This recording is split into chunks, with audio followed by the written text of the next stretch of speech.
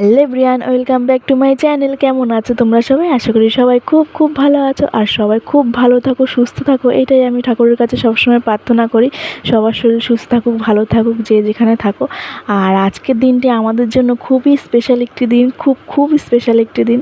এই দিনে আমাদের বিয়ে হয়েছিল। দেখতে দেখতে 8টা বছর পার করে দিলাম। কখন যে 8টা বছর পের হয়ে গেল না বুঝতেই পারলাম না। আমরা চোখের পলকে 8 বছর হয়ে গেল দেখতে দেখতে। সেটাই বলছিলাম আমরা আজকে সকালবেলা, যে 8টা বছর পার করে দিচ্ছি আমরা, মানে দিন যেতে কি বলো। আর এই মানুষটার সম্বন্ধে আমি যত বলবো ততই কম। আমাকে এত বোঝে, মানে সে আর বলার মতন না। খুবই মানে সাপোর্ট করে আমাকে সব কিছুতেই, সবসময় আমার পাশে থাকে। আর আজকের দিনে সেই স্পেশাল মানুষটি আমার ক্যামেরা ধরে দিচ্ছে। আমার বর আজকে ক্যামেরা ধরে দিচ্ছে আমাকে। আমি পুজো দিচ্ছি, ও বলছে দাঁড়াও আমি তোমার ক্যামেরাটা ধরে দিই।